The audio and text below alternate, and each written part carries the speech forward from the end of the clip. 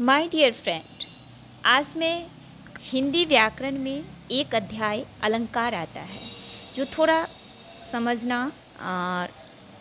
Tough होता है, थोड़ा मुश्किल लगता है।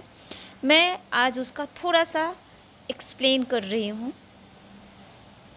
एक्चुअली हिंदी व्याकरण में जो ये अध्याय अलंकार दिया गया है, जैसा कि नाम से ही स्पष्ट है कि अलंकार का अर्थ होता है आभूषण। आभूषण यानी जो गहने, जैसे हम खुद को आभूषणों से सजाते हैं और आभूषण का प्रयोग करके हम यानी हमारी जो सुंदरता होती है उसको थोड़ा सा निखारने की कोशिश करते हैं।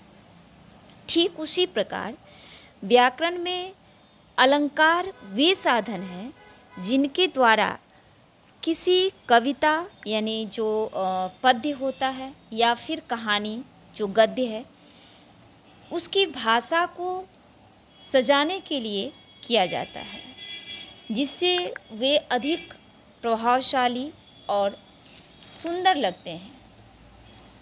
इन शॉर्ट, जैसे गहने आपके शरीर का शोभा बढ़ाता है, उसी तरह अलंकार भाषा को अलंकृत करते हैं। अलंकार मुख्यतः दो प्रकार के होते हैं, ध्यान से सुनिएगा। अलंकार मुख्यतः दो प्रकार के होते हैं, एक शब्दालंकार और दूसरा अर्थालंकार। तो जो शब्दालंकार है उसमें शब्दों के प्रयोग से काव्य में चमत्कार उत्पन्न किया जाता है। इसमें मुख्यतः अनुप्रास अलंकार, यमक अलंकार और श्लेष अलंकार आते हैं। और दूसरा है अर्थालंकार, इसमें अर्थ के माध्यम से काव्य में चमत्कार उत्पन्न किया जाता है। इसमें जो अलंकार आते हैं उपमा, रूपक, उत्प्रेक्षा, अतिशयोक्ति, दृष्टांत और मानवीकरण। अब उदाहरण से समझते हैं कि अनुप्रास अलंकार।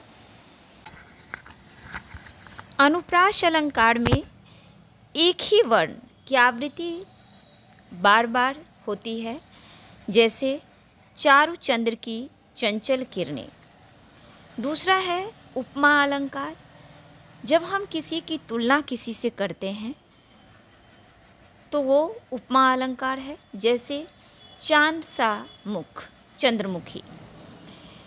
नेक्स्ट रूपक अलंकार है, यानी जो एक रूपता का वर्णन करे, जैसे चरण कमल बंदो हरिराई। यहाँ चरण को कमल के रूप में दिखाया गया है। नेक्स्ट अतिशयोक्ति अलंकार। अतिशयोक्ति यानी किसी चीज़ को बढ़ा के, किसी बात को बढ़ा चढ़ा के कहना, ये अतिशयोक्ति करना होता है, जिससे कि आपकी बात और अधिक प्रभावशाली हो जाए। जैसे आगे नदियाँ पड़ी अपार, घोड़ा कैसे उतरे पार। आगे नदियाँ पड़ी अपार, घोड़ा कैसे उतरे पार, राणा ने सोचा इस पार, तब तक चेतक था उस पार। नेक्स्ट एग्जाम्पल है हिमालय की ऊंचाई आकाश को छूती है। तो क्या है कि छोटी सी बात को यहाँ बढ़ा चढ़ा करके कही गई है, तो ये अतिशयोक्ति अलंकार में आता है। नेक्स्ट यमक अलंकार, जहाँ एक ही शब्द का प्रयोग एक से अधिक बार हो और हर बार उसका अर्थ अलग अलग हो, तो ये यमक अलंकार है। जैसे कनक कनकते सौ गुनी मादकता अधिकाय। कनक कनकते सौ गुनी मादकता अधिकाय, जो खाए बौराए जो पाए बौराए।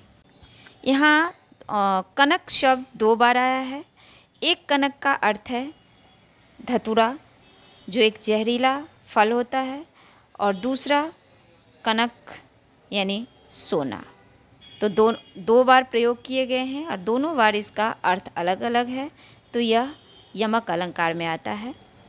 आज के लिए इतना ही। Thank you so much.